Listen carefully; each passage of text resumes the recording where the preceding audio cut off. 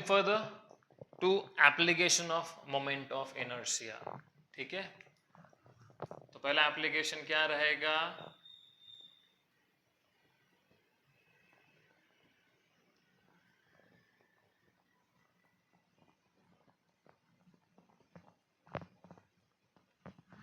Okay, the first application is kinetic energy of rotating body. ठीक है, यहाँ पे मैं कैसे भी देखो एक इरेगुलर शेप कंसिडर करेंगे और इसके हिसाब से हम लोग काइनेटिक एनर्जी फाइंड करेंगे। ओके,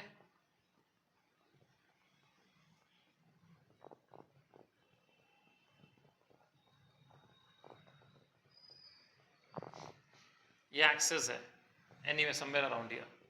ओके, ये मेरा पहला मास का पार्टिकल है m1, ये मेरा दूसरा मास का पार्टिकल है m2, ये मेरा इन जनरल mn है। ओके, इसका डिस्टेंस r1, इसका डिस्टेंस r2, इसका डिस्टेंस rn। जो हम लोगों ने फॉर्मूलाज पढ़े उसको आपको दिमाग में रखना है। उसको दिमाग में रख के करोगे ना तो ये सब डेरिवेशन एकदम स्मूथली मस्के जैसा जाएगा। ओके, जैसे मैंने बताया तीन derivation, kinetic energy of rotating body, torque acting on rotating body, angular moment of rotating body, इन तीनों में अप्रोच सेम लगेगा। अब लीनियर मोशन का तो हमारे को सब आइडिया है। ओके, मैं क्या करता हूँ, see this what I am writing over here, this is just for your understanding. ये आपको दिमाग में रखना है बिकॉज स्टेप्स लिख रहा हूँ मैं। डेरिवेशन अगर लंबा लगता है तो उसको स्टेप बाय डिस्ट्रीब्यूट करो, या याद करने आसानी करना है उसको स्टेप बाय डिस्ट्रीब्यूट करो। Kinetic energy of rotating body मुझे फाइंड करना है, मैं हेल्प किसकी लूंगा? Kinetic energy of linear body. ठीक है, तो काइनेटिक एनर्जी का फॉर्मूला कोई बता सकता है? लीनियर बॉडी का half m v square, correct. तो इसको यूज करूंगा। अब इसमें देखो हाफ तो कांस्टेंट है, ऑब्जेक्ट का हाफ, ऐसा दिस हाफ इज कांस्टेंट, बचा क्या? m और v। m मतलब क्या होता है? मास, और v मतलब क्या होता है? वेलोसिटी। ये पूरा ऑब्जेक्ट अगर कंसीडर करूंगा, कितना भी घुमाओ उसको, क्लॉकवाइज एंटी क्लॉकवाइज ऊपर नीचे कैसे भी घुमाओ, क्या उसका मास चेंज होगा? क्या मास भी तो कांस्टेंट रहेगा ना। ठीक है, अब बचा v। v क्या है? Linear velocity. समझ में आया? मुझे यहाँ किसकी फाइंड करना है? रोटेटिंग बॉडी, मतलब एंगुलर वेलोसिटी चाहिए। तो ये v को मैं ओमेगा के टर्म में लिखूंगा।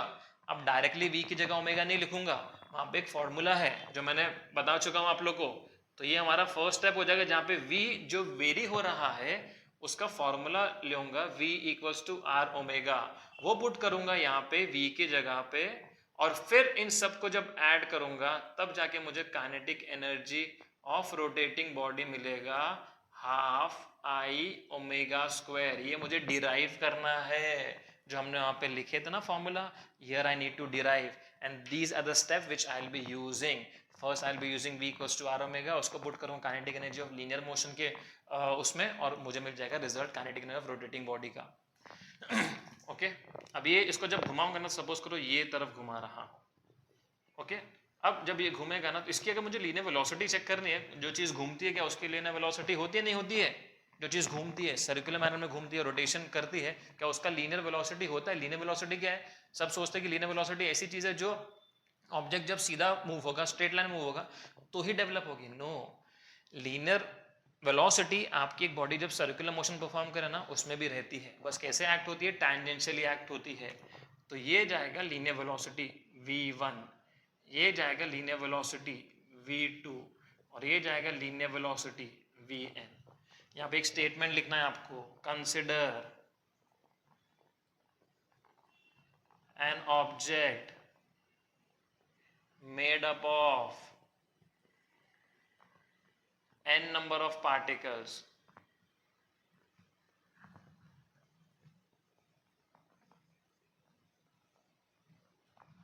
let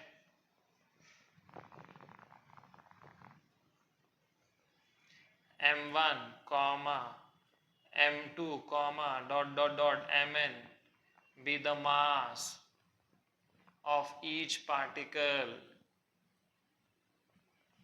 let r1 comma r2 comma dot dot dot rn be the perpendicular distance from the axis of rotation. थोड़ा एक्सप्लेनेशन, जैसे मैंने बताया डेरिवेशन है, डायग्राम बनोगे, डायग्राम को डिस्क्राइब करना पड़ेगा, उसके हिसाब से मार्क का डिस्ट्रीब्यूशन रहता है. एक्सप्लेनेशन हो गया थोड़ा बहुत. अब आ जाओ हमारे डेरिवेशन के पार्ट पे. नाउ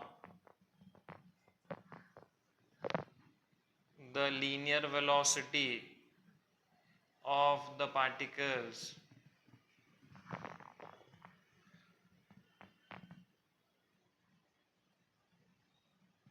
r, तो v1 क्या हो जाएगा r1 ओमेगा, v2 क्या हो जाएगा r2 omega, dot dot dot vn क्या हो जाएगा rn ओमेगा. ओमेगा क्यों? बिकॉज ओमेगा मेरी एंगुलर वेलोसिटी है.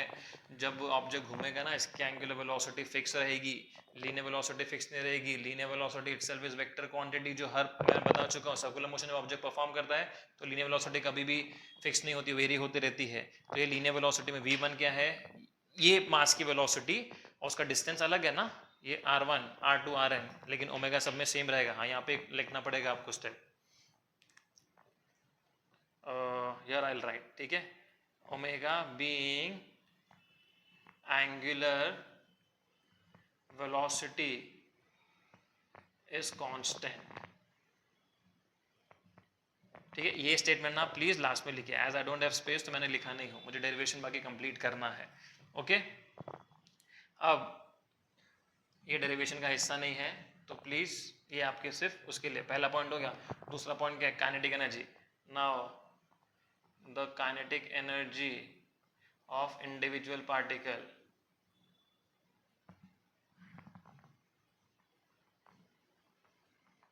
is kinetic energy of first particle क्या हो जाएगा, हाफ m1 v1 स्क्वायर, जिसको कैसे लिखेंगे हम, हाफ m1 v1 का वैल्यू क्या है r1 ओमेगा ना, तो वो स्क्वायर है, तो r1 square omega square. Kinetic energy of second particle क्या है, half m2 v2 square which is half m2 r2 square omega square. ऐसे ही kinetic energy of nth particle क्या मिलेगा, half mn vn square which is half mn rn square omega square. Correct. अब सबको add कर लेंगे. Total kinetic energy is kinetic energy of first particle plus second plus in general nth particle. अब सबका value है ना, total kinetic energy को T के ई से डिनोट करता हूँ.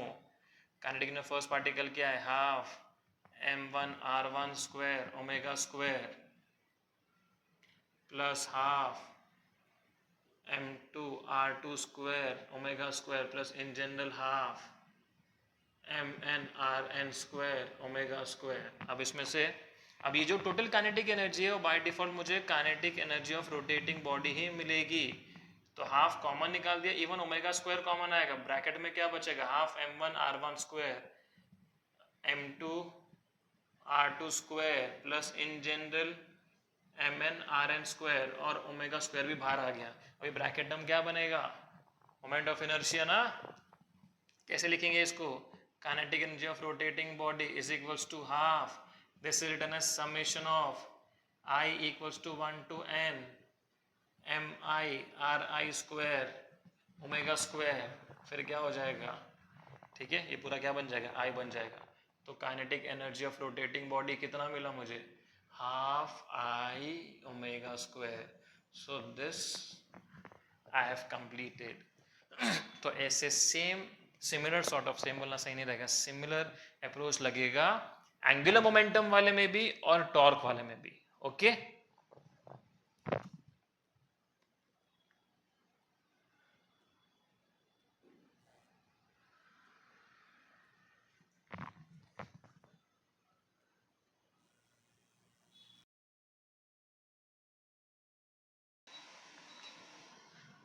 ओके. तो ये kinetic energy of rotating body हो चुका है.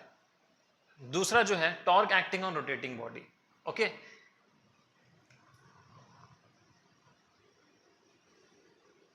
second application is torque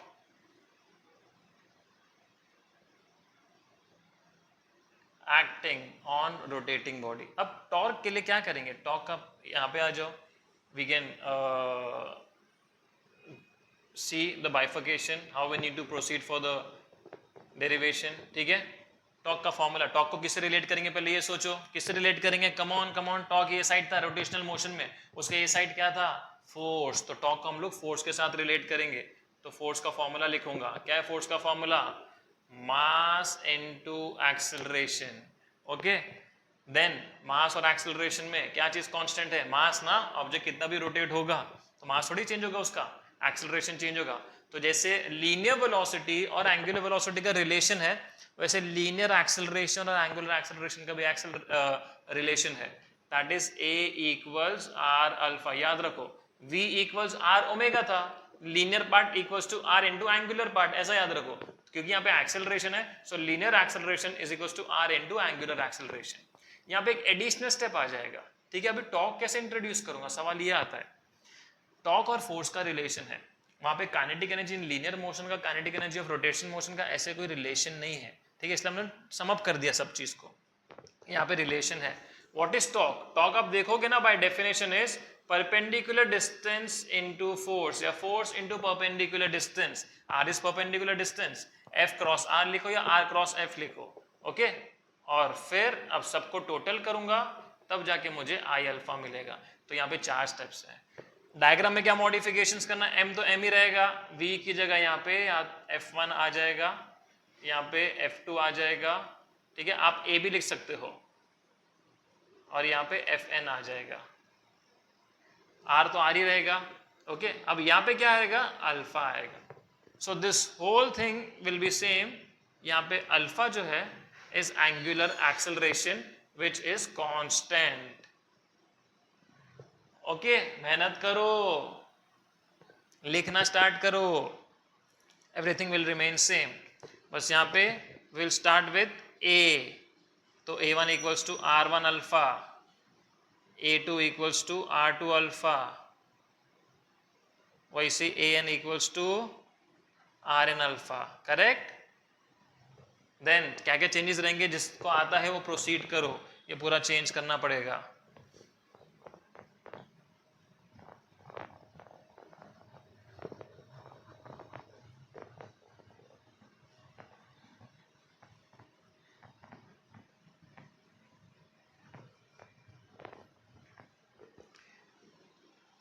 ए हो गया, now f1 will be equals to m1 a1 which is equals to m1 r1 alpha, वैसे f2 equals m2 a2 which is equals to m2 r2 alpha, वैसे ही fn क्या मिलेगा, mn an which is equals to mn rn alpha.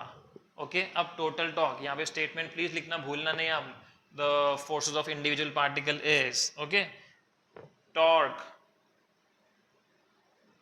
is given by, torque का क्या है, torque 1 equals to r1 f1, cross product हटा देंगे फिलहाल हम लोग, वेक्टर्स नहीं कंसीडर कर रहे हैं, r1 इंटू f1, तो क्या मिलेगा मुझे, f1 क्या है, m1 r1 अल्फा ना, तो r1 यहाँ पे ऑलरेडी है, और ये क्या हो जाएगा f1 m1 r1 alpha into r1, तो r1 स्क्वायर हो जाएगा।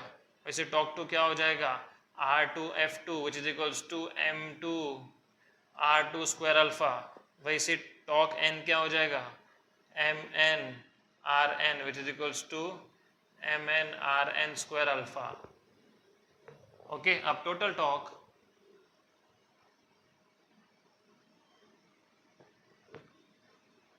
Talk 1 plus torque 2 plus in general torque n, तो टोटल टॉक क्या हो जाएगा, इन सबको ऐड करेंगे, जिसमें से m1 r1 square plus m2 r2 square plus in general mn rn square, और अल्फा बाहर लिखूंगा।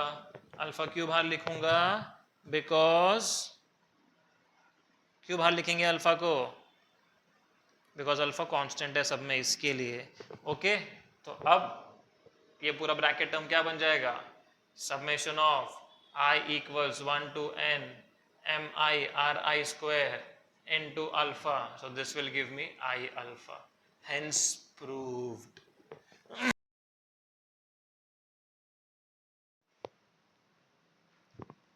अब third application, what is that? ये आप लोग करेंगे, ये मैं नहीं करके बताऊंगा आपको, बस स्टेप्स लिख के दे दूंगा. Angular momentum acting on a rotating body. Okay,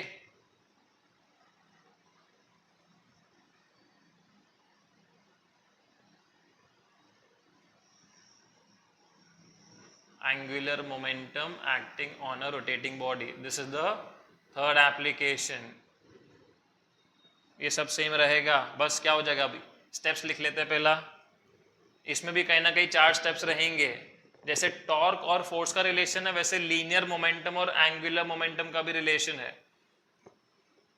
तो एंगुलर मोमेंटम किससे रिलेट करूंगा? लीनियर मोमेंटम के साथ. लीनियर मोमेंटम का फॉर्मूला क्या है? Mass into velocity. एम और वी में क्या कांस्टेंट है? एम. वी वेरी हो रहा है, तो वी का फॉर्मूला क्या बनेगा? Again this is going with first, है ना. Kinetic energy of rotating body का भी सेम था, तो v equals r omega first step, p equals to mv second step, L is equals to r cross p third step. जैसे torque is equals to r cross alpha था ना, तो कहीं ना कहीं ये मोमेंटम वाला पार्ट दोनों के साथ जा रहा है. काइनेटिक के पार्ट के साथ भी थोड़ा बहुत जा रहा है और टॉर्क के पार्ट के साथ भी थोड़ा बहुत जा रहा है. फिर टोटल एंगुलर मोमेंटम क्या हो जाएगा? I omega. तो ये स्टेप्स हैं. आप यहाँ पे अभी अल्फा आ जाएगा, सॉरी ओमेगा आ जाएगा. अल्फा ऑलरेडी था प्रीवियस पार्ट के लिए, यहाँ से हट के ओमेगा आ गया. F1 की जगह डायग्राम पूरा आपका जो फर्स्ट वाला है उसी की तरह ही पूरा मैच होगा. सेम चीज रहेंगी यहाँ पे. अगेन ये सब आप करेंगे. I have written the steps and you will be doing the derivation and at the end क्या आना चाहिए ये आप लोग मुझे बताएंगे. ओके, पूरा सॉल्व करके, ये पूरा सॉल्व करके आप मुझे बताएंगे एंड में रिजल्ट जो L is equals to I omega है वो कैसे आता है. ठीक है, this is your homework. So आज हमने रोटेशन पार्ट का अच्छा खासा टॉपिक कवर किया है. Please take time. Again I am saying we are coming near to board exam. समझ में आया? ठीक है. वी क्यों बोल रहा हूं मैं? बिकॉज मेरी भी जिम्मेदारी है. मैंने भी एक चीज को सोचा हूं कि बच्चे लोग जो बेचारे नहीं कर पा रहे हैं due to whatever reason, XYZ reason, उनको मैं हेल्प करूं कुछ अपने तरीके से. अब सब बच्चों को मैं पहुंच नहीं सकता, रीच आउट नहीं कर सकता. मेरे पास जितने क्लासेस में बच्चे हैं उन तक तो ठीक है, रिविजन हो जाता है, but this for those students which are I am not able to reach them out. So at least आप लोग इस चीज से फायदा उठाइए. Okay, so will meet tomorrow with new topics. ठीक है, जिसमें I'll try my most at the most to cover the rotational part tomorrow and inshallah then next lecture में कल के बाद के हम लोग नया चैप्टर स्टार्ट करेंगे. या अगर कल नहीं हो पाया तो 2 लेक्चर में रोटेशनल पार्ट पूरा कवर हो जाएगा. हाँ, हमें न्यूमेरिकल्स भी करना है तो 3 लेक्चर एटलीस्ट जाएंगे. Okay sir, till then good bye, take care everyone.